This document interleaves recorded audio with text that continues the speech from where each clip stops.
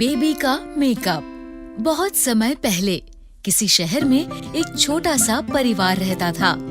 परिवार में बेबी नाम की 7 साल की बच्ची अपने मम्मी पापा के साथ रहती थी।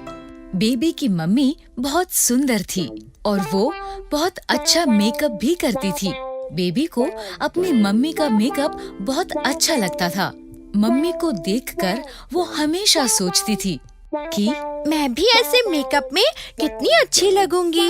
एक बार उसने अपनी मम्मी से कहा, मम्मी, मैं भी आपकी तरह मेकअप करना चाहती हूँ। इस पर मम्मी गुस्सा हो गई और डांटते हुए बोली, बेबी, मेकअप बड़ों की चीज है, इसीलिए तुम मेकअप को कभी भी हाथ नहीं लगाओगी। मम्मी के ऐसा डांटने पर बेबी मान गई, लेकिन उसका ध्यान हमेशा मेकअप पर ही रहता था। एक दिन स्कूल में क्लास टीचर ने भी सभी बच्चों से कहा, कल स्कूल में पेरेंट्स टीचर मीटिंग है, इसलिए सभी बच्चे अपने पेरेंट्स को स्कूल लेकर आएंगे। कल मैं आपके पेरेंट्स को आपकी पढ़ाई की रिपोर्ट दूंगी। ये सुनकर बेबी बहुत खुश हुई। कल मैं अपनी मम्मी के साथ स्कूल आऊंगी। वो खुशी खुशी घर पहुंची और उसने टीचर की बात मम्मी को बताई।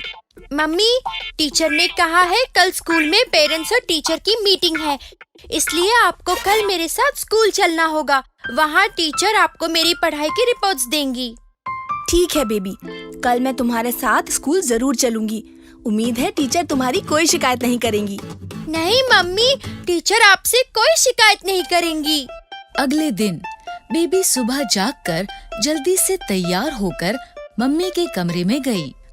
मम्मी, आप तैयार हो गए?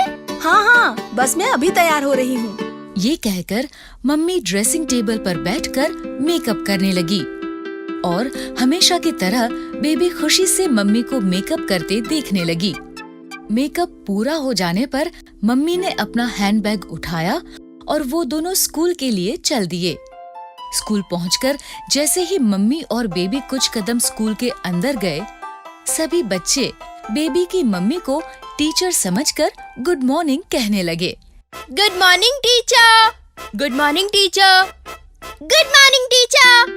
लगता है ये सभी बच्चे मेरी मम्मी को टीचर समझ रहे हैं। समझे भी क्यों ना, मेरी मम्मी इतनी सुंदर जो लग रही है। वो दोनों कुछ कदम आगे चले तो एक दूसरी मम्मी अपने बच्चे के साथ उनके पास आई और बेबी की मम्मी से बोली, टीचर, मैं बंटी की मम्मी हूँ, मुझे आपसे इसकी शिकायत करनी है। बेबी की मम्मी ने उसे रोकते हुए कहा, नहीं, मैं टीचर नहीं हूँ। मैं भी आप ही की तरह यहाँ अपनी बेटी की रिपोर्ट लेने आई हूँ। अच्छा, आपने इतना सुंदर मेकअप किया हुआ है, इसलिए मुझे लगा आप जरूर टीचर होंगी। ये कहकर बंटी की मम्मी बंटी को लेकर वहाँ से चली गई। बेबी को ये सुनकर बहुत अच्छा लगा। इसके बाद बेबी मम्मी को लेकर सीधे अपने टीचर के पास पहुँची। टीचर को भी मम्मी का मेकअप बहुत अच्छा लगा। वो भी उनके मेकअप की बात करने लगी। बेबी की मम्मी, आप तो इस मेकअप में बहुत अच्छी लग रही हो। Thank you. और बेबी की रिपोर्ट्स की बात करना भूल गई। तभी बेबी ने उन्हें याद दिलाया, टीचर, आप मम्मी को मेरी रिपोर्ट्स देना तो भूल ही गए। हाँ, याद आया। आइए, मैं आपको बेबी की पढ़ाई की रिपोर्ट देती हूँ। इसके बाद टीचर ने मम्मी को बेबी की रिपोर्ट दी और वो दोनों घर आ गए। स्कूल में अपनी मम्मी के मेकअप की इतनी तारीफ सुनने और देखने के बाद बेबी से रहा नहीं गया। अब मुझे कुछ भी करके मम्मी की तरह मेकअप करना ही करना है। ये कहकर बेबी सोचने लगी। तभी उसे एक आइडिया आया। आइडिया, मैं मम्मी से छिपकर मेकअप करूंगी और फिर मम्मी को अपना मेकअप वाला चेहरा दिखाकर सरप्राइज दूंगी। ये सोचकर वो जल्दी से अपने कमरे से बाहर आई। उसने देखा कि मम्मी रसोई में काम कर रही है। वो सीढ़ियों से ऊपर मम्मी के कमरे में गई। मम्मी अपना मेकअप बॉक्स ड्रेसिंग टेबल की ड्रॉर में रखती हैं। उसने दराज खोला और उसमें से मेकअप बॉक्स निकाल लिया। आज मैं भी मम्मी की तरह मेकअप करूंगी। और फिर उसने मेकअप करना शुरू किया। एक एक कर उसने लिपस्टिक, नेल पॉलिश, फाउंडेशन सब कुछ अपने चेहरे पर लगा लिया। इसके बाद उसकी नजर मेकअप बॉक्स में रखे काजल पर पड़ी। ये काजल तो मम्मी का फेवरेट है। इसे मम्मी रोज अपनी आँखों में लगाती है। मैं भी इसे जरूर लगाऊंगी। लेकिन बेबी जैसे ही काजल लगाने लगी, काजल पलकों की जगह उसकी आँख में लग गया। इससे उसकी आँख जलने लगी। आह! मेरी आँख! काजल मेरी आँख में चला गया। वो दौड़कर बाथरूम में गई। उसने आँखों में पानी डाला। इससे काजल और बाकी मेकअप भी उसके मुंह पर फैल गया और उसकी दोनों आँखों में चला गया। आँखों में जलन के कारण वो जोर जोर से रोने लगी। मेरी आँख! मम्मी! मेरी आँख बहुत जल रही है। उसका रोना सुनकर मम्मी उसके पास आई। बेबी के चेहरे पर लगे मेकअप को देखकर मम्मी ने हैरानी से कहा, ये तुम्हारे मुंह को क्या हुआ? मम्मी, मैं तो बस आपकी तरह मेकअप लगा रही थी। मैंने तुम्हें मेकअप से दूर रहने के लिए कहा था ना। सॉरी मम्मी, मैं तो बस आपको सरप्राइज देना चाहती थी। उसे तकलीफ में देखते हुए मम्मी ने पहले उसके मुंह और आँखों को ठीक से साफ किया। फिर उसे समझाते हुए बोली, बेबी, मेकअप बड़े लोगों की चीज होती है। छोटे बच्चों की स्किन बहुत नाजुक होती है और मेकअप में बहुत से केमिकल्स होते हैं जिससे छोटे बच्चों की स्किन खराब हो सकती है। इसीलिए मैं तुम्हें हमेशा मेकअप से दूर रहने के लिए कहती थी। और वैसे भी मेकअप लगाने के लिए बहुत प्रैक्टिस करनी पड़ती है। बिना प्रैक्टिस के मेकअप लगाने से ऐसा ही होता है। आखिरकार बेबी समझ गई कि मम्मी उसे मेकअप से दूर रहने के लिए क्यों कहती थी।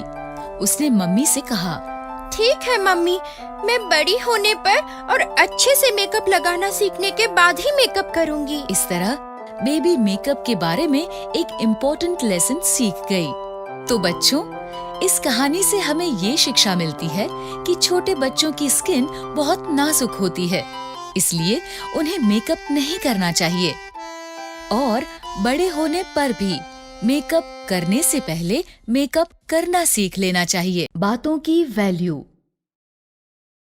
बहुत समय पहले किसी शहर में एक परिवार रहता था।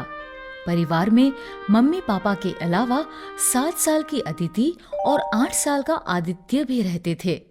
दोनों बच्चे वैसे तो भाई बहन थे, लेकिन दोनों एक दूसरे से बिल्कुल अलग थे। जहां आदित्य बहुत कम बोलता था, वहीं अदिति बहुत ज्यादा बोलती थी।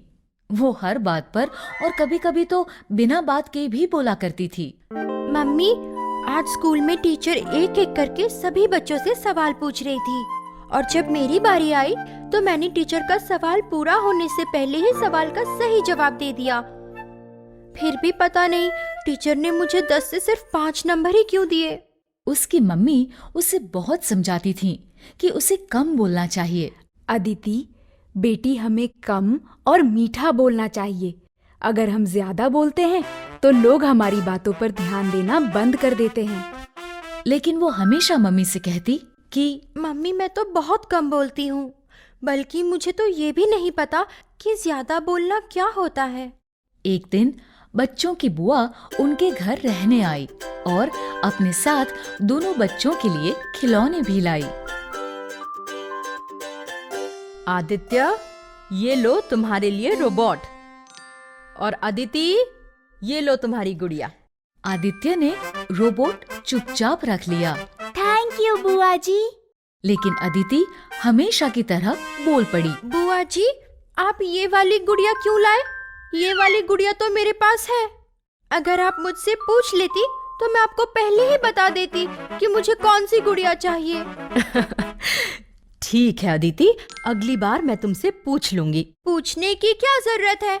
आप मुझे अपने साथ बाजार ले जाना। मैं अपने आप एक अच्छी सी गुड़िया पसंद कर लूंगी और फिर आप उसे खरीद लेना। ठीक है। ठीक है, तो फिर चलो चलते हैं। अभी तो मैं बहुत थकी हुई हूँ। हाँ, अभी तो आप थके हुए हो। तो बताओ, आप मुझे कब बाजार लेकर जाओगी? क्या? अदिति, बुआ को तंग मत करो। आइए दीदी। मैं तंग थोड़ी कर रही हूँ, मैं तो बस बुआ जी से बात कर रही हूँ। अगले दिन बुआ और मम्मी बात कर रहे थे। हम इस बार गर्मियों की छुट्टियों में नैनीताल जाएंगे। तभी अदिति वहाँ आई और हमेशा की तरह बोलने लगी। नैनीताल तो हम पिछले साल ही गए थे और उससे पिछले साल हम नानी के घर देहरादून भी गए थे। आप कभी देहरादून गए हो? हाँ, एक बार हम तो वहाँ हर बार गए हैं। हम तो वहाँ बहुत बार गए हैं। आप भी जरूर जाना। गर्मियों में तो वो जगह और भी अच्छी लगती है। आपको वो जगह बहुत पसंद आएगी। आइए दीदी, हम अंदर रसोई में चलते हैं। और उसके बाद आप नैनीताल भी जरूर जाना। आपको वहाँ भी बहुत अच्छा लगेगा। उसी रात अदिति के पापा भी बुआ जी के साथ बात कर रहे थे। दीदी, अच्छा हुआ आप आ गईं। मुझे तो आपके पास आने का समय ही नहीं मिल पाता। कोई बात नहीं, मैं जानती थी तुम काम से समय नहीं निकाल पाओगे, इसलिए मैं ही चली आई। तभी अदिति वहाँ आई और बोली, पापा, मुझे आपसे कुछ बात करनी है। अभी नहीं अदिति, अभी मैं बुआ जी से बात कर रहा हूँ। ठीक है, पहले आप बुआ जी से बात कर लो। ये कहकर अदिति वहीं बैठ गई और उनकी बात खत्म होने का इंतजार करने लगी। पापा और बुआ जी बात करने लगे। मैंने सुना आप बच्चों के लिए गिफ्ट लाई थी, तो क्या आप मेरे लिए कुछ भी नहीं लाई? मैं तुम्हारे लिए भी गिफ्ट लाई हूँ। ये लो तुम्हारा गिफ्ट। अरे ये शर्ट तो बहुत अच्छी है। ये देखकर अदिति से चुप नहीं रहा गया और वो बीच में ही बोल पड़ी। वाह पापा, आपका गिफ्ट तो सच में बहुत अच्छा है। बुआ जी, आप तो पापा के लिए बहुत अच्छा गिफ्ट लाई हो। इसका मतलब तो ये हुआ कि आपको अच्छे गिफ्ट खरीदने आते हैं। हाँ, तुम्हारी बुआ बहुत अच्छे गिफ्ट खरीदती हैं। लेकिन पता नहीं बुआ जी मेरे लिए ही क्यों वो छोटी सी गुड़िया लेकर आई। पापा, आपको पता है, बुआ जी मेरे लिए एक गुड़िया लेकर आई। वैसे गुड़िया मेरे पास पहले से ही थी, इसलिए मैंने बुआ जी से कहा कि वो मुझे कुछ और गिफ्ट ला कर दें। और बुआ जी ने मुझसे कहा है कि अगली बार वो मुझसे पूछकर ही मेरे लिए गिफ्ट लाएंगी। अगले कुछ दिनों तक ऐसा ही चलता रहा। अपनी आदत से मजबूर अदिति बिना वजह हर बात पर बोलती रही। आप अभी खाना खा रहे हो? मैंने तो पहले ही खाना खा लिया था।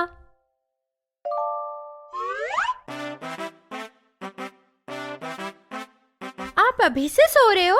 मैं तो बहुत देर से सोती हूँ। आप अब सोकर जाग रहे हो? मैं तो सुबह सुबह ही जाग जाती हूँ। बुआ जी को उसकी बातों पर गुस्सा तो बहुत आया, लेकिन उन्होंने उससे कुछ नहीं कहा। फिर जब 3 दिन बाद बुआ जी के जाने का समय आया तो उन्होंने बच्चों से पूछा, बताओ बच्चों, अगली बार मैं तुम्हारे लिए क्या लेकर आऊं?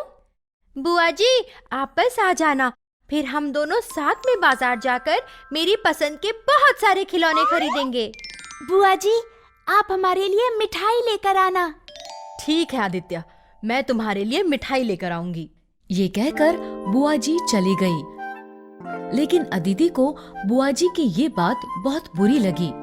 उसने उदास मन से मम्मी से कहा, मम्मी, बुआ जी ने मेरी बात नहीं मानी और भैया की बात झट से मान ली।